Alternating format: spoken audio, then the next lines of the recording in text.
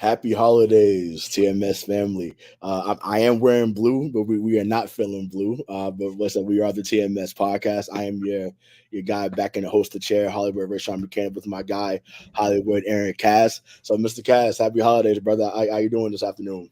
Uh, Doing all right.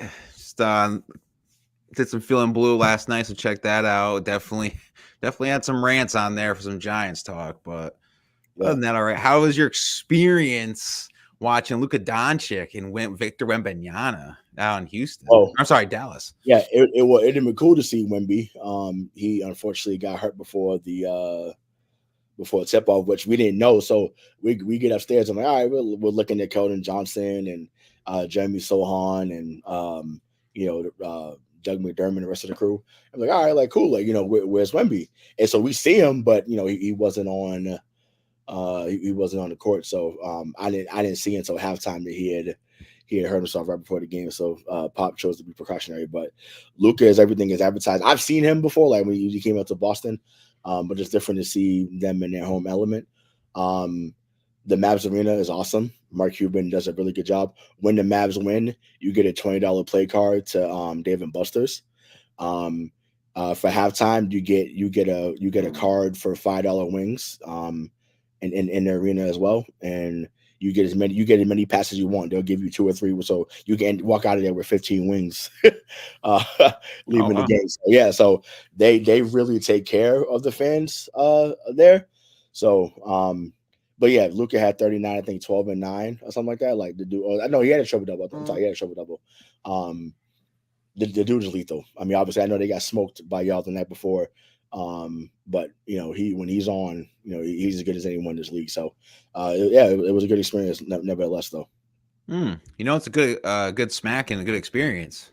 Lamar Jackson, the Baltimore Ravens, putting that hurt on Brock Purdy. He wasn't looking too purdy Monday night. Yeah, not at all. And I mean, man, that was tough. Like I said, we'll jump right into the NFL because you just brought us into it. But yeah, what 33-19. What's up, Chris? How you doing, man? 33-19. I was like, wow, like this is, and truth be told, and I know Lamar was mad about it because you saw him on the sideline. If they went up 37-12 at that moment, like that game, I mean, the game was over anyways, but it really would have been over at 37-12. So, he made his MVP stamp. I get sick every time I see Zay Flowers score because he was there to take, and it could have been. Now, hold on, let me take that back. Christian Gonzalez before the injury was playing his ass off, so that's not. I just wish that we had 2 first round picks so that we could have got both, but it didn't work out that way. But yeah, Zay Flowers looked awesome. Gus Edwards looked awesome. And like I said, Lamar is doing it every which way. I think that he understands the task at hand because I heard him say, he's like, hey, we were doing the same shit in 2019, and then we got to the playoffs and it was scary hours. So, do you think it's his time though? Because like I say, it looks like he's matured from that point where he was at a few years ago up to now. It's been his time ever since he won MVP for the Ravens. I mean, he should win it again. He definitely won't because Tyreek Hill, Christian McCaffrey, they're like neck and neck pretty much for this year. But in my opinion, if you had to go quarterback, I would put Lamar as MVP. I mean, we've been saying it for years though. He's never had an O coordinator that actually is an O coordinator. Right. If you think about it, like Greg Roman loves his tight ends. I forgot what was it, Marty Mortonwig. I mean, he definitely loved his tight end. So it's like he actually has Todd Monken who can throw to his receivers. He actually has good receivers. There's no Demarcus Robinson. There's no Byron Pringle, I think at one point was on this team as well.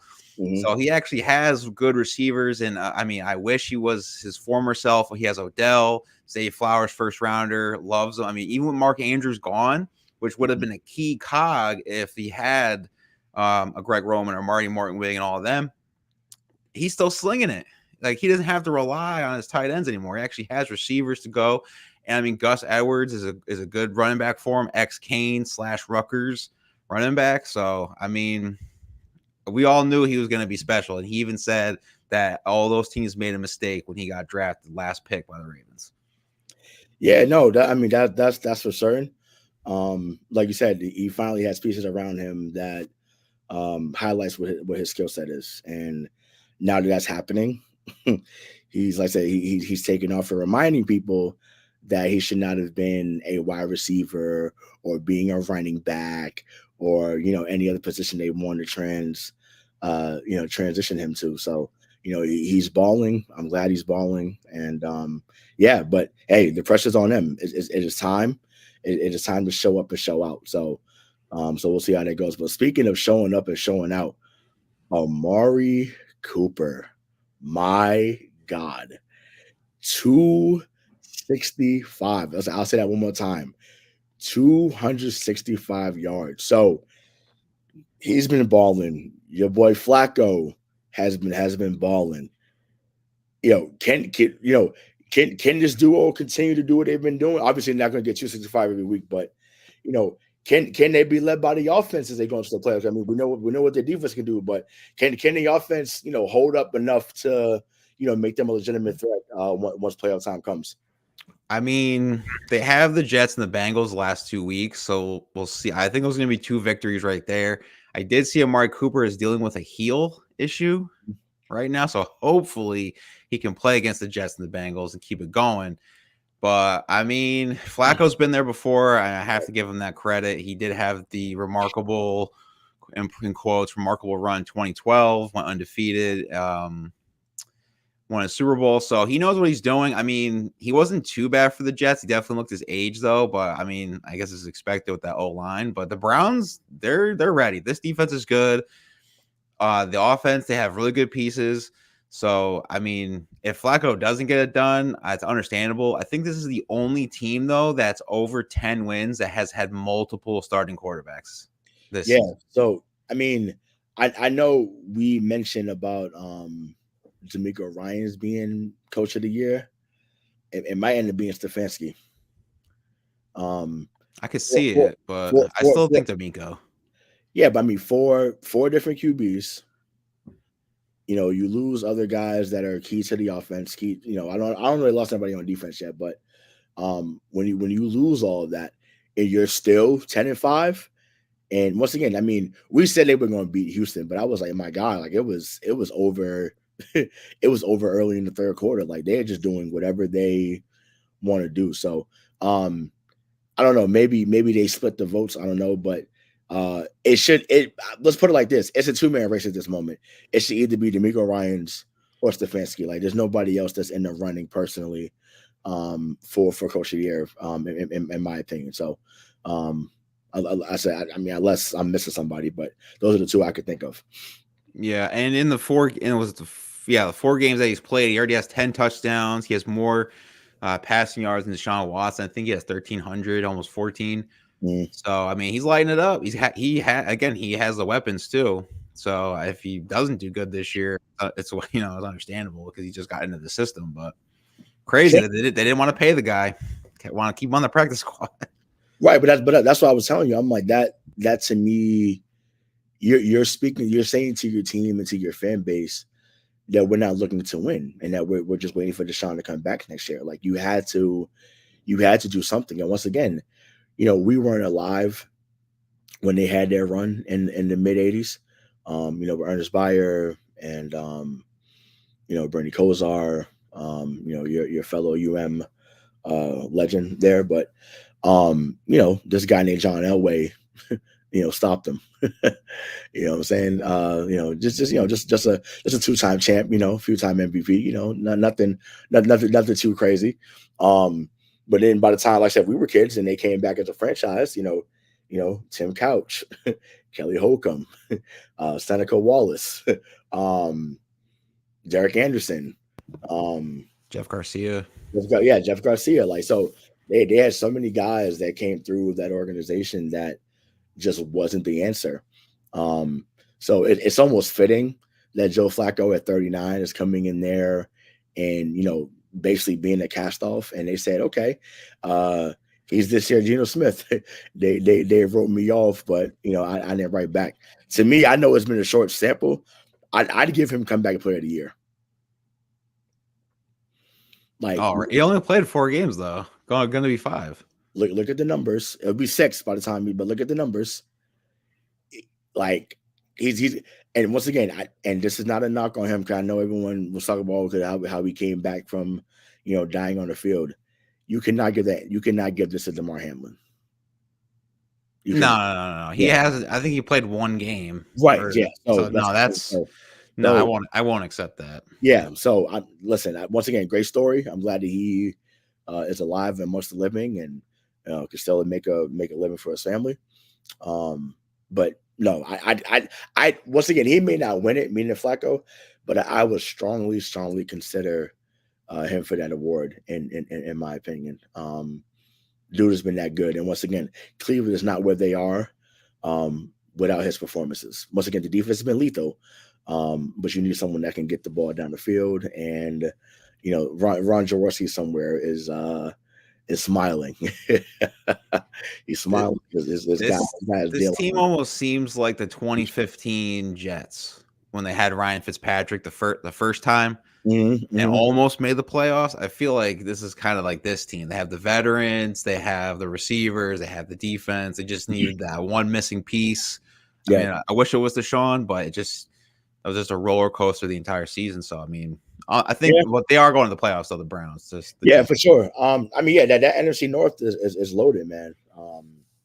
They may be like I mean, like I said, many have Baltimore going to at least the AFC Championship game, but Cleveland may upset the upper card in the lower round. So they're not a team that should be overlooked all of a sudden.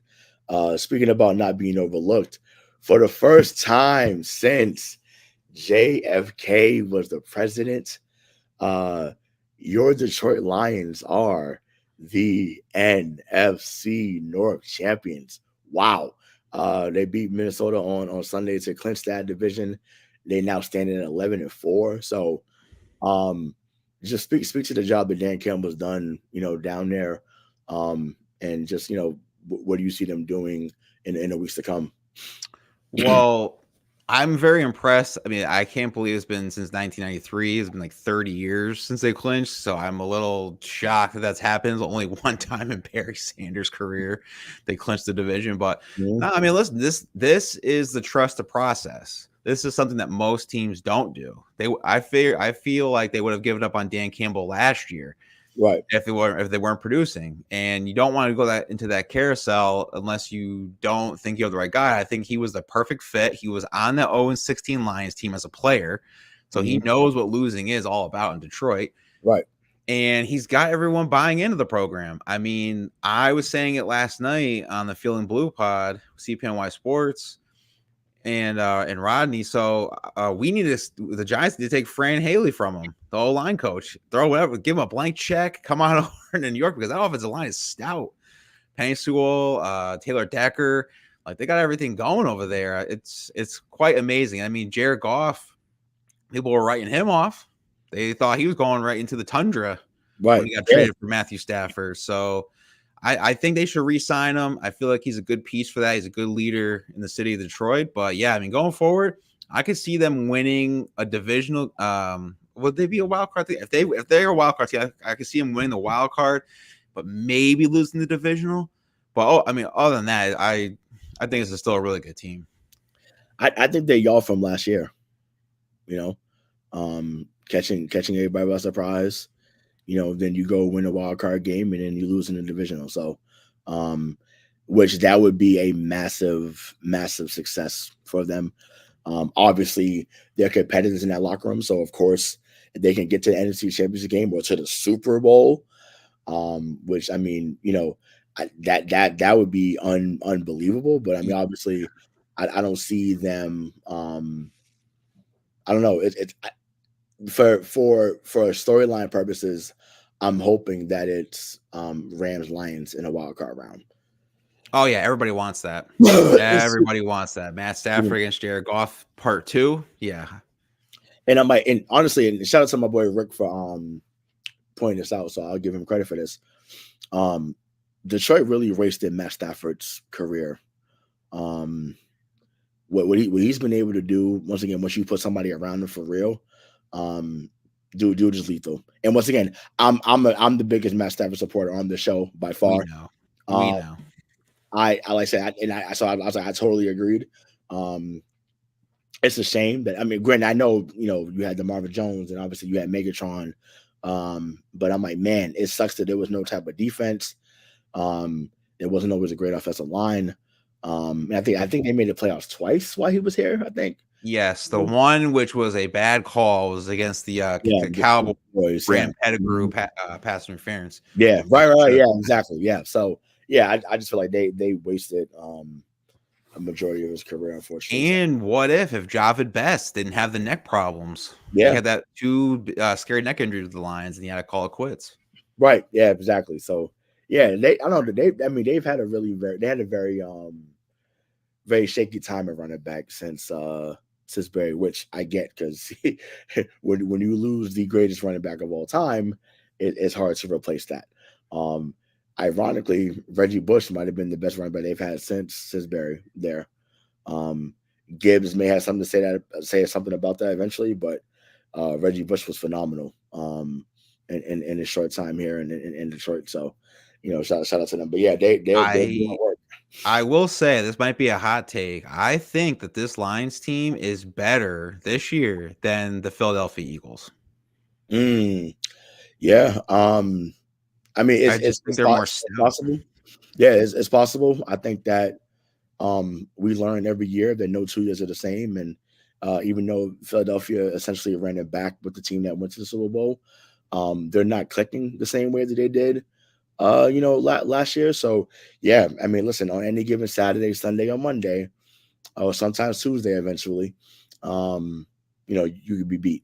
And once again, Dan Campbell, he like I say, he gets it, and um, the team, the organization, they're buying into this philosophy, and it's worked. And it's once again, they're the hottest stick in the town because, well, I mean, Red Wings might be doing better this year, but They're all right. yeah, the Tigers blow. Once again, beautiful stadium, but yeah, Tigers blow. And then obviously we know what's going on with Detroit. We'll talk about them later on in the show. But speaking of blowing up and not being as good, your boy, your AFC team, Kansas City, um, they lose again on Christmas Day. It was a Christmas Day miracle. Christmas Day miracle. They lose. Excuse me. They lose to the Vegas Raiders, and I'm like, I'm so excited. I'm losing my voice behind it. Right? They lost 20-14. So just, what were your thoughts on that loss there, and what it means for Kansas City going forward? Well, I did call it a Raiders upset. Check out episode 182. I did say the Raiders were going to take the upset on this one. So it just seems like I just saw this conspiracy theory with Taylor Swift. Apparently, she's an Eagles fan. So ever since the Chiefs beat the Eagles in the Super Bowl, she planted herself on Travis Kelce, sucked the life out of to bring down the Chiefs. Big conspiracy theory. I don't take that real. Yeah. But no, I mean, listen, this is what happens when you have bad receivers. You don't have a wide receiver one. Travis Kelce is your wide receiver one. He's a tight end. He's getting triple teamed. Nobody's scared of Richie James. Nobody's definitely scared of Kadarius Toney. I mean, he's never on the field, or if he's on the field, he can't catch a pass. I knew it. I saw him on the Giants. And I mean, Rashee Rice is a good receiver, but he's a rookie. So he's not going to come in as your definitive number one. And I think they drafted him like really late. So he obviously has some issues, but this is what's going to happen. I mean, you could also say too, Eric Bieniemy could be a big factor to this. Matt Nagy, in my opinion, is not a good offensive coordinator. He really wasn't that good with Justin Fields. He was the reason why Justin Fields was getting killed in Chicago. But I kept hearing it was all Andy Reid. Andy Reid was a mastermind, but this team is literally, they might not even win the division. Yeah. And I'd be for it if that's the case. But, Denver can't get out their own way. Obviously, the Raiders just won, but Kansas State should still win the division. I don't want to get too carried away, but I don't know. It is looking rough, and I'm excited about that because so many of you guys wanted to crown him as the greatest quarterback that ever played the game. in 3 seasons, and it's fucking wild to me. Yeah, you can't blame people though. Those stats were just crazy or wild, crazy stats. But at that point. once again, 3 seasons. Once again, I don't doubt that he's the greatest of this era already. That's not debatable.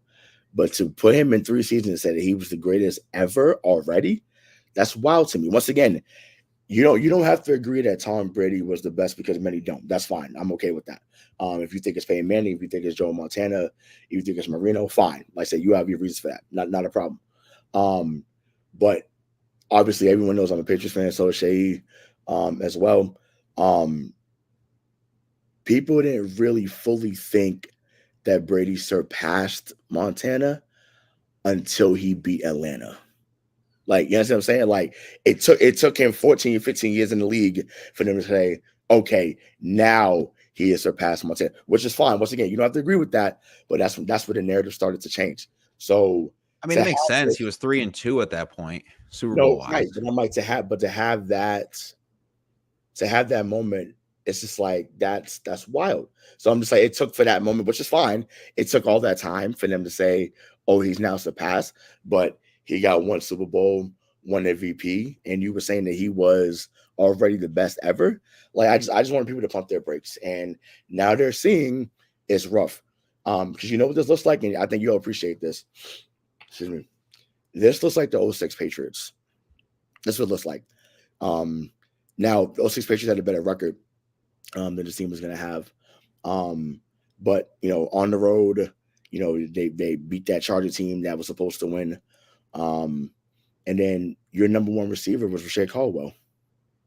People forget that. Rashae Caldwell was fucking terrible. Even though they probably would take him on this Kansas City roster right now, but Rashae Caldwell was terrible. Chad Jackson was on the team. I want to remind folks, they were 14-2, and Chad Jackson was a top 3 receiver they were focusing on. I don't want to get too annoyed because I said I'm already losing my voice. I don't want to. They must have had a really good offensive coordinator. That's for sure. Couldn't have been the quarterback. Had to be the coordinator. Yeah, shit. Yeah, it was definitely a mix of both. That's for damn sure. But either way, they get to Kansas. They get to Peyton Manning, who I feel like Peyton Manning is. I mean, obviously he's not the same talent as Lamar, but he was the guy that was chasing Brady at that moment, just like Lamar is chasing Mahomes, and Manning finally got him. And I think this is the year that we see the same thing where Lamar finally gets Mahomes and he gets his first. Like that's what we're looking at. So it seems like it's pretty much lined up for that. So any other takeaways from week 16 before we get into our picks? Oh, absolutely. So what are your thoughts on this developing story of Russell Wilson, where he's owed $37 million and it's already will be guaranteed in the offseason if he can't pass a physical? So is he hurt into that sense where they're just going to bench him so they can defer that money? I get it. It's not Sean Payton's guy, but I thought that was the reason why he went to Denver. Like this story is just it has a lot of layers to it. I'm just kind of curious as to, one, what is the real story? And two, I guess it is safe to say the Seahawks won this trade. Yeah. If Denver's already getting rid of him after like 2 years. So I think the real thing is that they're trying to finesse him. Obviously, like they don't want to pay him. Which the organizations do that all the time to players. Yeah. Even though they gave him the contract, he's been much better this year than he was last year. So I'm not sure what the timing. It just goes to show New England can still ruin your season. For real. We've ruined things at Pittsburgh. We've ruined things at Buffalo for a little bit. So it just goes to show that can happen there. So I love to see it. I love it. And it's wild. Now what's happening up here though, on Patriots Twitter is going crazy. So now we think, or a lot of people think that, they're gonna draft Joe Alt from Notre Dame, and then they're gonna sign Russ and then go sign T. Higgins. And I'm just like, I was gonna say he should go to Pittsburgh. I feel like that would be a good Mike Tomlin guy, because we were talking about it last episode how Mike Tomlin that was maybe kind of on the hot seat, and that really is just a quarterback play. Now imagine if you bring in Russ Wilson to the Steel City, George Pickens doesn't really feel like he needs to leave. You still have Deontay Johnson, Pat Fryermuth is a good tight end. Yep. They have Jalen Warren, Najee Harris. It's not a bad line either. I So feel like that would kind of keep Mike Tomlin afloat, even though Pittsburgh doesn't fire coaches instantly. Yeah, so logically, yes, I think that makes sense. But if he did sign with New England because the money is already that's why I thought about New England, because New England, if they don't have to pay you, they'll bring you on, because it's like, well, we don't have to pay a salary for this year. We'll just bring them on as a 1-year bridge to the quarterback we draft. So if they brought him on, do you think they keep Bill if that's the case? If they brought Russ on for the year? I don't think so. I think if they're going to do Russ like this and bring him to New England, it has to be an offensive-minded coach. Yeah. And I don't mean like older. Like, I'm not saying bring in like, God forbid, Josh McDaniels. But I'm just saying like maybe, I did see Ben Johnson, the coordinator for the Lions. He wants like 15 mil. I think as like a head coach, even though he's never. They're giving Belichick 25, so that's a pay cut. Okay, so I mean, if he comes over, or the offensive coordinator for the Texans, maybe. But I feel like if you don't have a good coach like that in place, especially for this roster, then I wouldn't make the move, especially if Bill Belichick is here.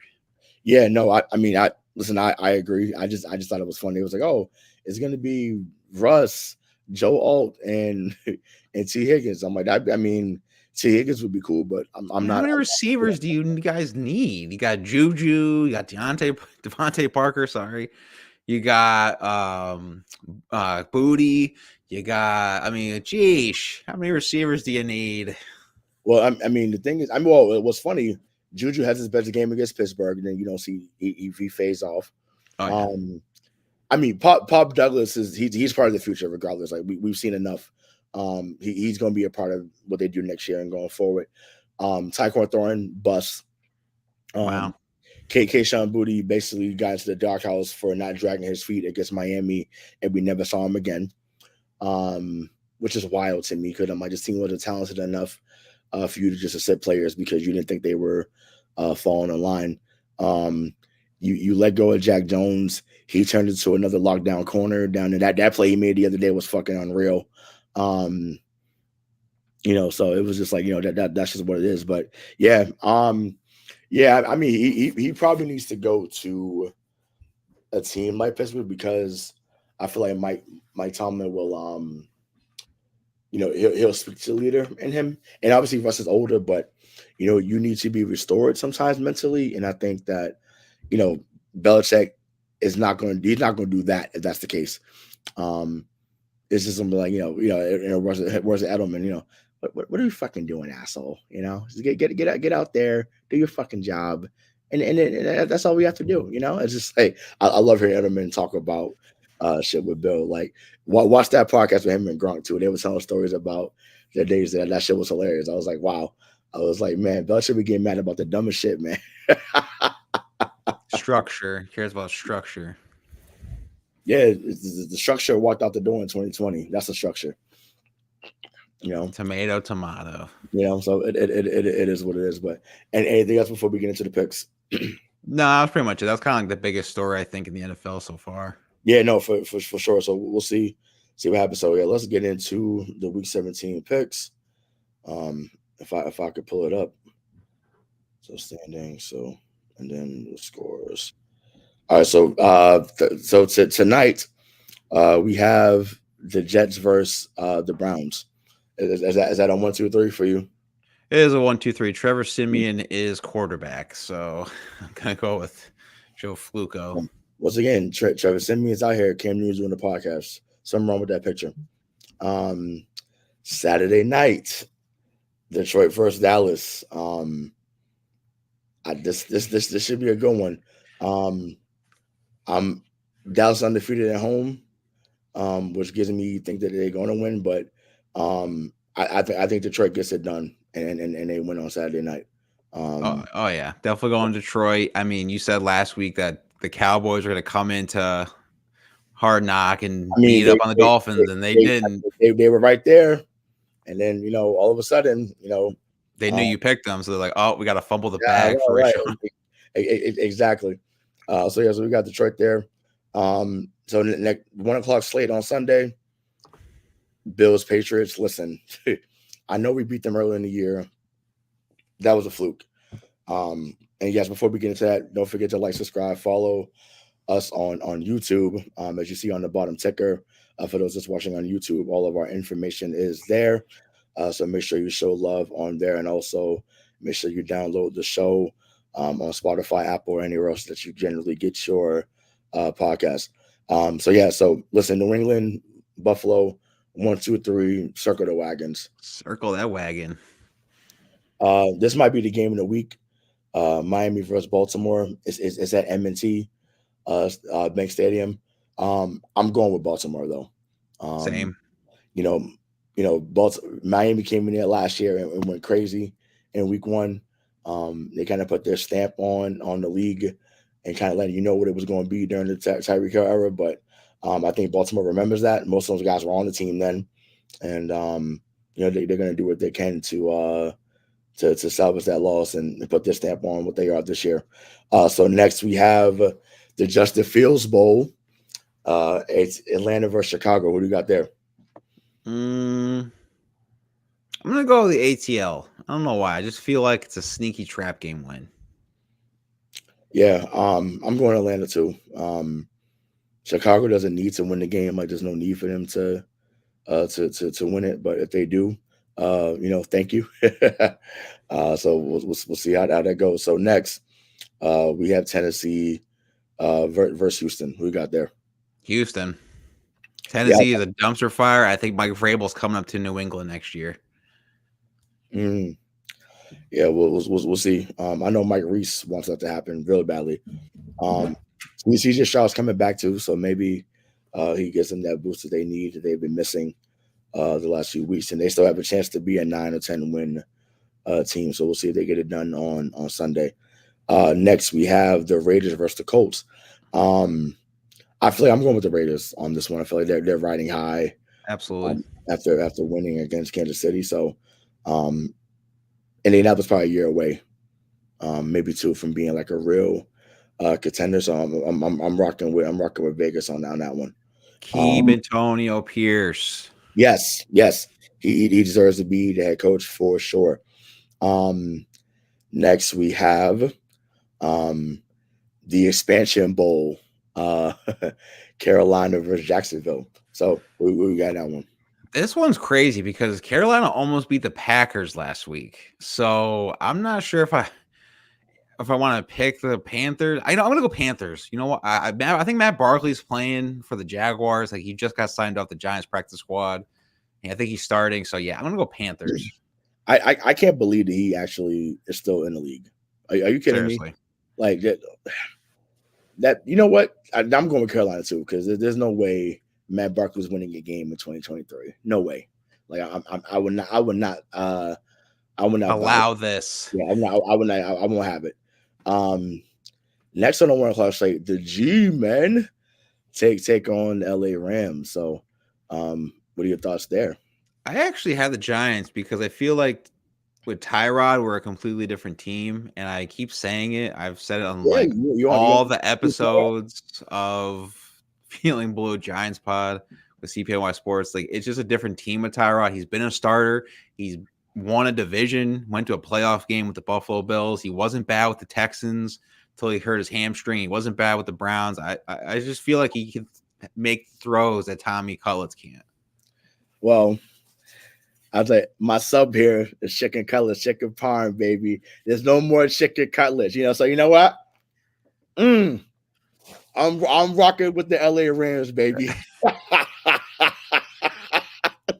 I'm rocking with the LA Rams. They're red hot right now. They have playoff implications. Your G-men unfortunately don't. You guys are jockeying for draft position, so no more chicken cutlets. I'm going with the I'm going with the Rams there on that one. Next, we got the Cardinals versus the Eagles. I'm going to go upset I'm Okay. going with the Dirty Birds. Going with Zona. I feel like you're speaking with your heart there, and not your head. Speaking with your heart there. But no, I'm telling you, the last was it 4 or 5 weeks. The Eagles, like, yeah, they're getting wins, but they seem like Jalen Hurts seemed off last game against the Giants, and they lost to Seattle. We were going low live stream kind of on that in our episode. They lost to Seattle. I mean, they're just barely getting wins down the stretch. I think the Dirty Birds will catch them off guard. That's right. So yeah, it's okay. Now I'm gonna ride with Philly on that one, but I mean, I won't be surprised if your outcome happens. Once again, we need Arizona to win, but I doubt it. And I can't believe I'm saying this. Yo, New Orleans, Tampa Bay. This might be for the division. I'm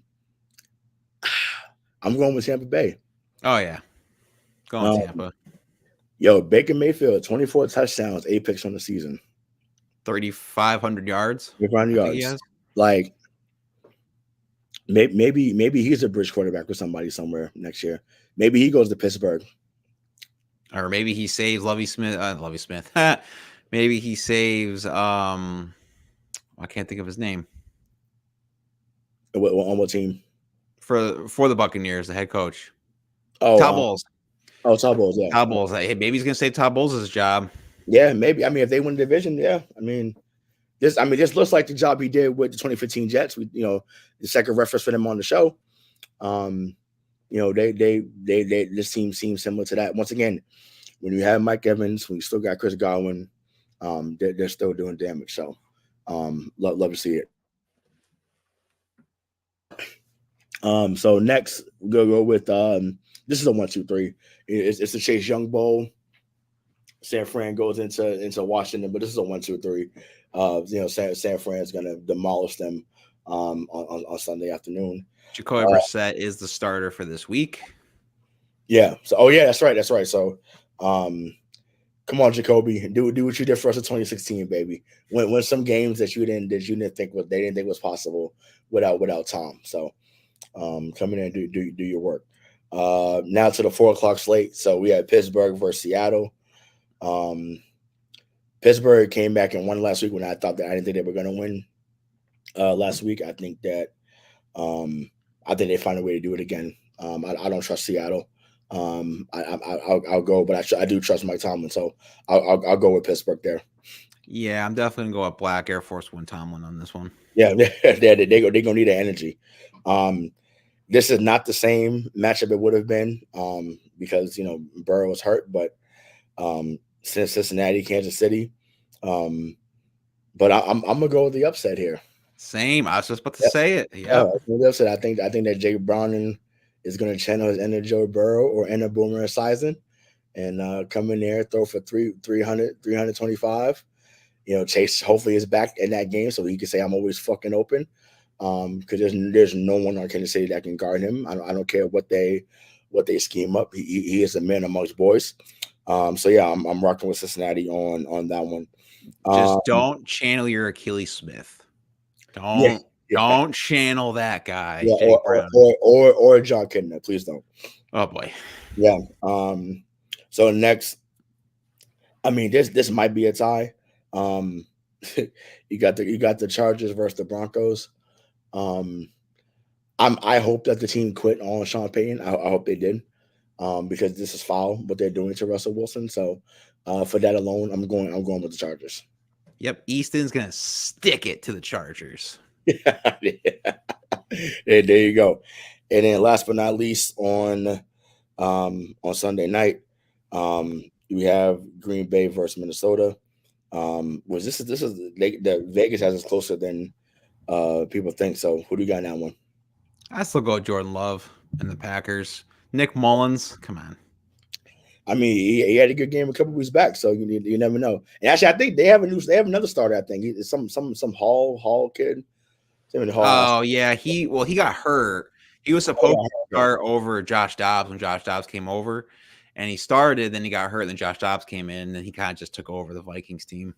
Got you. Okay, so yeah, I'll go with Green Bay as well. So that wraps it up for our Week 17 picks.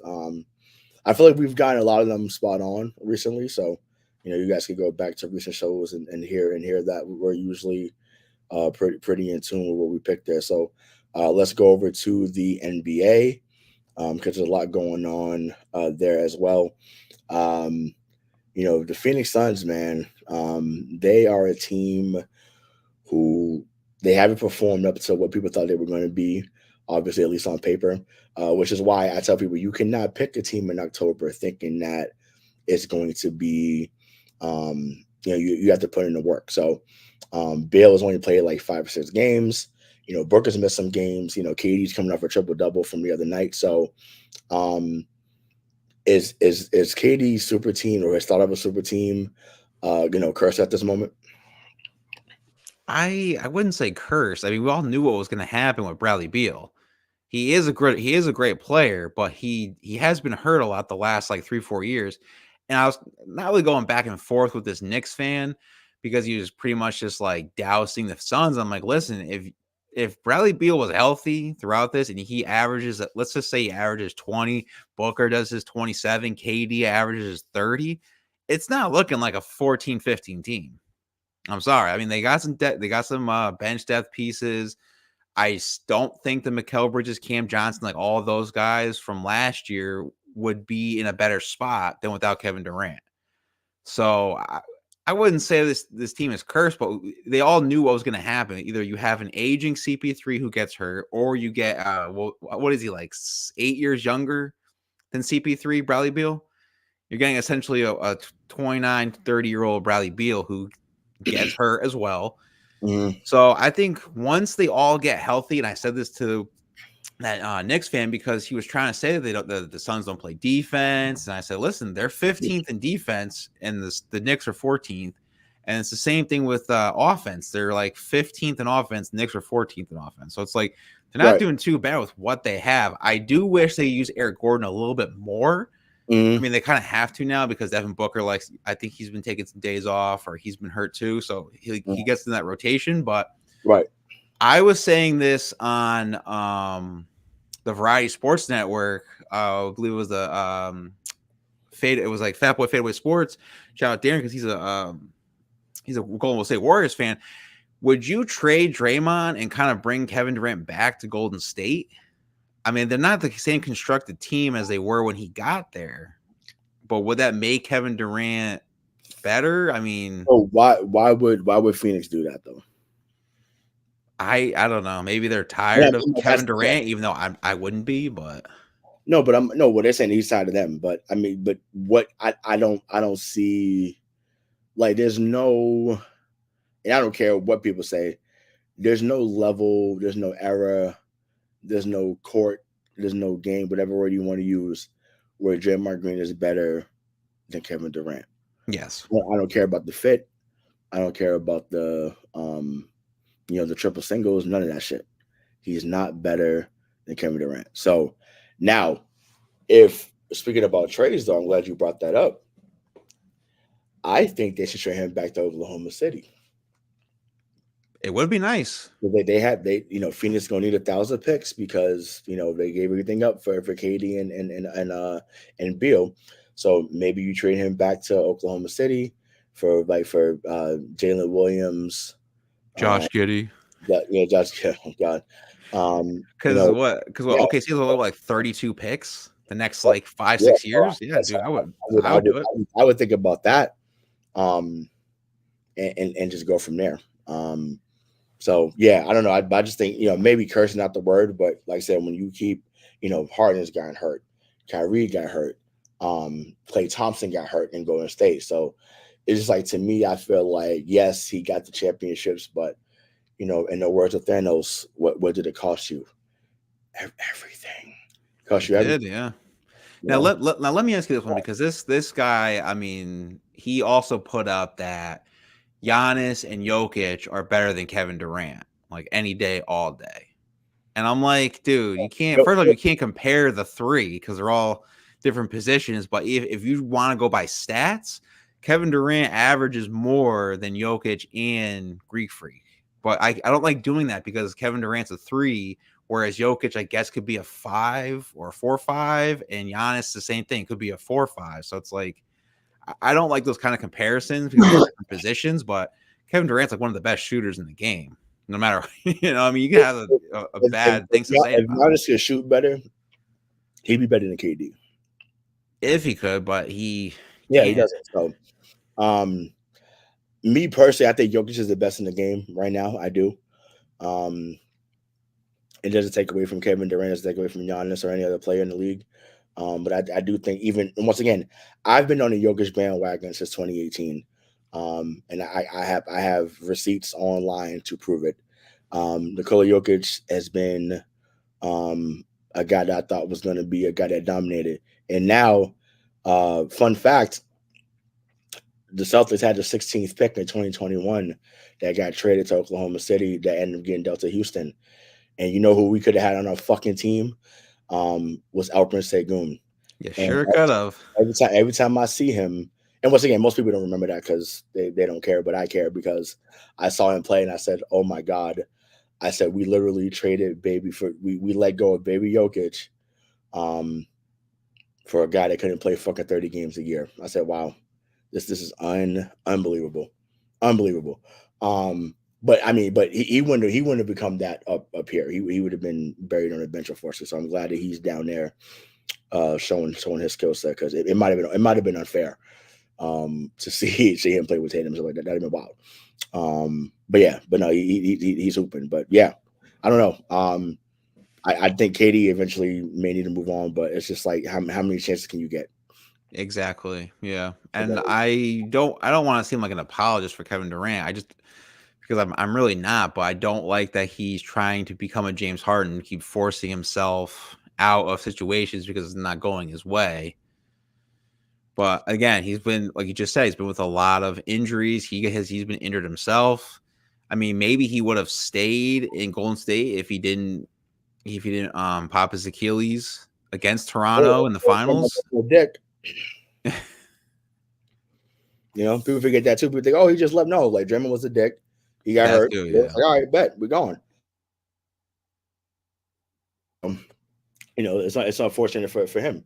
So it is what it is. So, well, speaking of not unfortunate, Minnesota and the Oklahoma City Thunder are still 1-2 in your Western Conference. So, all I can say is wow, but you know, you're obviously your eyes are glued more to the Western Conference because that's where your team is at. So, you know, we kind of just talked about the whole Katie thing, but I'm like, would you add anything to either of these rosters? I said, I mean, Katie is probably not a realistic option, but you know, any minor moves you think these teams could do, you know, to get them to a contender. Once again, they're going to make the playoffs, but to be a contender, for real in the West.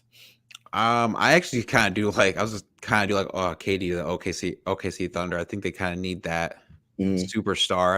I mean, SGA is a superstar, but I feel like they need like that other shooter with it. I mean, Josh Giddey, he's okay, but he really doesn't shoot threes. He's more just like in the paint or stupid stuff like that.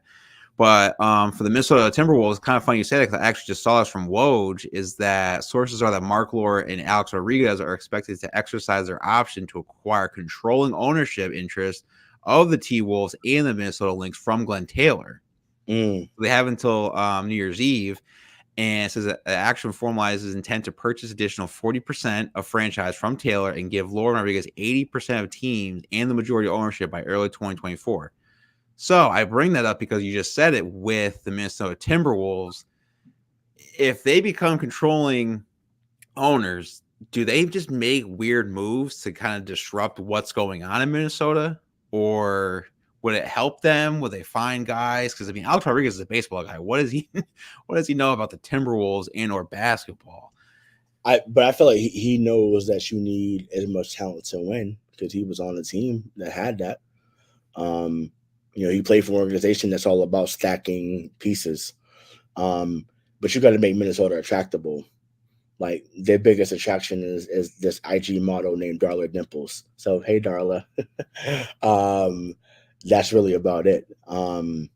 This is not the Twins of the early '90s, or this is not the Twins of the 2000s when we were kids with Torrey Hunter and Jock Jones and a young David Ortiz, Joe Nathan, Johan Santana, Brad Racky, in the crew. So it's a different time. So he's always Anthony Edwards is obviously a face of that city. Like it's not even close. It's probably him and Justin Jefferson are the two faces of that city. So I think they would be best served to find other basketball people to be around them when making these decisions. So whether it's analytical, whether it's an eye test, and I just think, maybe like another guy that could really score. Defensively, they have it. Like the Gobert and Cat thing is finally working. Now I feel like they just need a little bit more offense. So get some more offense there, some offensive firepower, and I think they'd be in business. Yeah, because you have to do something with Ant Edwards because I believe, did he sign an extension? Yeah, him, 5-year, right? Yeah, him, Halliburton, and LaMelo Ball all got that rookie extension this year. Okay, yeah. So I mean, the clock's kind of ticking on this Timberwolves team because he sees around the league that if you're a superstar and you want to get out, they will find a way to get you out. Yeah, so, but he doesn't seem like someone that's running. Like he wants to. I think if he gets frustrated enough where they're not winning playoff games, yeah. Right, but I'm like, I feel like he just seems like someone. He's built like KG. Like it's like I'm not leaving until I literally have to leave.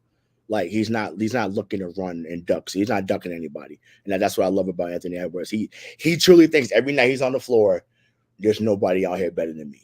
Like he firmly believes that, and most nights he's right. He just has to continue to go through the growing pains. I think it's good that Cat is finally starting the ball. I told you and others, his numbers don't look as bad as y'all making it to seem. Cat's not a scrub. Dude's still getting 22, 10, and 2, and he's not the main guy. I think to me, I don't know why Portland would do it, but I would look at it. I would look at them trying to get someone like a Malcolm Brogdon on their bench. I think he'd be great for them off the bench. So that can get you 15 to 18 a night. Another playmaker, someone's going to get 90 from the line and almost 40 from 3. I think he'd be great. So if I'm them, I would look at something like that to kind of help bolster the roster because I think they're right there. They just need a couple more pieces to get them to that contender level. Now, speaking of that, so we're talking about trades. DeJounte Murray apparently is on this trade block now, and I keep seeing there was a thing maybe for the Knicks, and I also saw something for the Lakers. Shocker. But do you think those are two good destinations for him, or is there another spot for DeJounte Murray to go, or should he just stay in Atlanta? I'm not really sure why they would want to get rid of him since they traded for him and then signed him.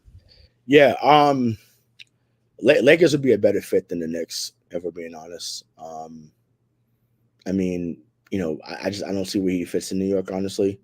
Unless are you trading Grimes and Josh Hart for him? Is that what you're doing?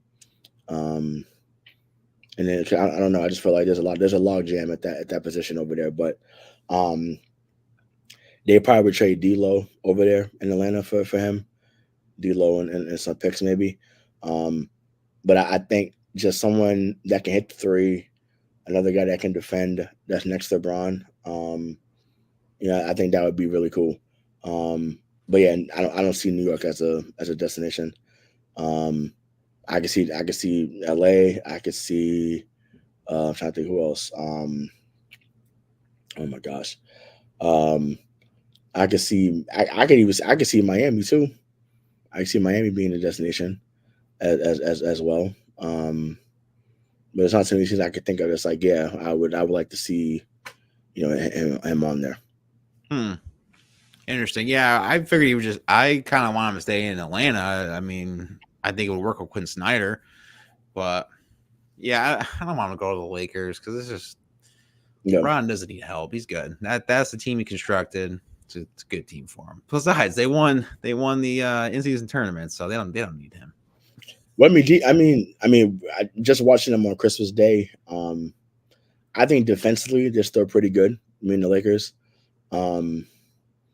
It's just some guys there that aren't necessarily super great offensively. Once again, there was a time when AD scored 40, then you might have lost to them by 15, 20 points. That's how the team said no. The 40 points doesn't mean anything. Facts. And they still lost by double digits. So I said, wow, I'm like, this is real. So yeah, so they need, like I said, I think he gets what 18, 9, and 7, something like that, around those numbers for the I believe so. Yeah. So I feel like just to take the ball handling responsibilities, I feel like Bron at this point needs to just, hey, get in the post, Bron. You still can't stop him. People can say what they want. The man turns 39 on Saturday, and he's still getting 25 a night. So clearly, he still has a lot left in the tank. Shout out to Mark Henry, and I would get a playmaker like DeJounte Murray so that AD and Bron can get easier baskets. D'Angelo Russell does not do that. I thought he could do that, but that's not what he's looking to do right now. He's more of he wants to score. Talk about check stealing. yeah, pretty much. But speaking of someone that's not stealing, but he's now back in the game. Wick with the stick, aka Jamorant, is back in the building. They've won 4 in a row. Even Marcus Smart came back last night and did what he does, and basically won that game towards the end against the Pelicans. So, can this stretch here save their season, or do you think 25 games was too much time missed for Jamorant? I mean, I think Derrick Rose came back too, unless he's still hurt. I'm not sure, but I mean, listen, it's a good story. They are 10-19. Anything can happen. I think Marcus Smart is in the lineup now, so I'm just trying to look. How much is he at? Oh, he's averaging 28, 5, and 8 right now since coming back. So if I'm trying to be nice, maybe play in the 10 seed, but I don't see them making going all the way up to the 6th seed or the 5th seed or anything like that. I think because of the 25 games that he wasn't playing, I think it's just a little bit too late, but it's still a good team. It's just I don't think they're going to be that top in the seeding. Yeah, I mean, I said he came back immediately hooping. Game winner too, right? Yeah, game winner right away. People were crying about, oh, he's making the gun celebration. Relax. I said Dwayne Wade used to do that too. That wasn't a problem then. Let it go. As long as it's not a real gun in his hand and he's not waving it, I'm fine. Yeah. But he's looked great. Like I said, Smart coming back for them is huge as well. Even though, like I said, he definitely Morant's going to be a lot better playing next to Marcus Smart. Than the other way around. So, he's going to take some plays off that Morant's going to be okay, cool. I can sit back and chill a little bit because Smart got me. So and what's good is that Jamorant's fresh legs. Right, exactly. So that kind of helps too. Yeah. So so you got that, and like I say, he just instantly makes them. He pushes everyone back down the pecking order. And we'll say Jaren Jackson's gotten better. Desmond Bane's gotten better. So yeah, they definitely have. They have some talent there that can, eventually catch up. But like you said, I think, maybe an 8th seed, just because of the time that was missed. But they, like I said, they probably have to win about 8 in a row right now just to even have that shot, and they're halfway there. So they won 4 in a row. So, shout out to them. But what we're learning, we're learning that wins are very hard to come by, and they're hard to come by for the Detroit Pistons. But the question I want to ask you is, does that streak end tonight against the Boston Celtics? I don't know. Jaylen Brown's not playing tonight. Yeah, that's a key factor. It is a key factor, but I'm like, we always play down the competition. There's a part of me that believes that we're gonna lose tonight to Detroit. I feel that. They feel like you're trolling. No, I'm serious. They always lose to lesser competition. And maybe it's PTSD. I don't know, but I just feel like they're gonna lose to Detroit. Now, if I say if Porzingis and Tatum are out there, Holiday out there, like, then yeah, they should win by 20. They should. But you're gonna text me around 8:30. Like if it's close, I'm gonna be like, fuck. Like I see what's coming down the pike. So once again, I'm hoping that Boston takes care of business, but I wouldn't be surprised if because once again they were really close against Brooklyn the other night, real close, and they did their thing, but it was a lot. So, but I got Boston winning, but I won't be surprised if they lose. Well, I keep seeing too that apparently they want like Tobias Harris. Dwight wants to be on the Pistons, but I don't know if they'll give him a shot. But it looks like they're trying to get all these like free agents to come over there, and it's like you're not winning anything. You can't just slab these superstars in Detroit with Cade Cunningham. If I'm Cade Cunningham, even though you said the other night when you lost to the Nets, you have to stay positive. You all have to stick together. I feel like you need to find a way to get out of there, man. I mean, I don't think Monty Williams should clean his desk because what we said 3 episodes ago, I believe it was, like there's so much nepotism in the Detroit office. Right. They don't care about winning. If I'm him, I would bounce. And I would try to go to San Antonio, go hook up with Wembanyama because Wembanyama is not doing well with the point guards that he has. Right. I don't know if anyone's been watching it, but they are just straight up cheeks. I think with Cade Cunningham and Wembanyama, that would be a great duo for Pop. And I think it would definitely elevate to what he's trying to do down there with him. Right. And I mean, I feel bad for Steven Silas. He's been on 3 different teams with these losing streaks. Houston with 20. I think the Charlotte Bobcats, I think it was 20. And now with the Pistons as an assistant with 26. Like that's crazy that what Detroit team has. I don't know if it was what team was it? I think the Lions have like more wins in December than them or something like that. I saw. I was like, sheesh. Yeah. Wild. Absolutely wild. So, but yeah, we'll leave it there. Like I said, best of luck to them going forward. But it's been tough. So, I'll come to you with final words. So pretty much just don't forget to like, subscribe, and follow That's My Sports on YouTube. It helps out with the algorithm, helps out with us getting out there. Appreciate everyone that will watch it later for the replay or watched it now. I know we had a lot of viewers at one point in the beginning of the show, so appreciate everyone on that. Here on the ticker, as you can see, if you're watching replay or anything like that, we can follow us on everywhere. We do follow back for anyone that's listening on the audio. We are on YouTube as That's My Sports, TikTok as That's My Sports, Twitter as _TMS Podcast, Instagram as TMS Podcast. We do have a Facebook. We don't really use a lot, but it's still That's My Sports. And again, just appreciate everyone that's following us, interacting with us. If going into the new year, again, if you want us on your sports podcast, we would more than likely like to be on. Same thing goes this way. All you have to do is just slide into the DMs. We might have someone coming in later. We just got to figure out scheduling wise to do it. Also too, going forward, me and Shay will do the Shay and Aaron show. I've been a little bit busy, so we can't get on that soccer, but also too, going into the spring, I kind of want to do a little more college stuff. So I'm kind of working on that. Maybe have the trio in it. Maybe have someone else coming in. Not really sure, but definitely previewing it, putting into fruition for 2024. So I think 2024 is going to be a good year for us. I feel like it's finally going to just shoot up and help out That's My Sports. And as always, Black people matter. Yeah, I mean, I echo every sentiment that was just said. We took a major leap this year, and once again, didn't know that was going to be the case in February. We started the YouTube thing back in February. So first, we've had a good leap with that. We've had a good leap with subscriptions, and those that want to download the show. So once again, people have had us on the show. They've come on our show.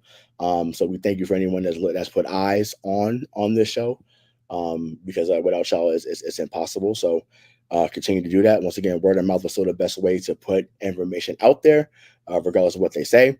And yeah, like Aaron said, 2024, there's more things coming. Once again, we're going to have more great content. The 3 of us will have more great content regardless of what platform that we're on. And like I said, we thank you for listening and supporting in advance. So, and as always, Black Lives Matter, not just when it's convenient for you. So he's Hollywood Aaron Cass. I'm Hollywood Rashawn Buchanan. Until next time, Happy New Year, and we'll see you then. Peace. Tie this game at 60.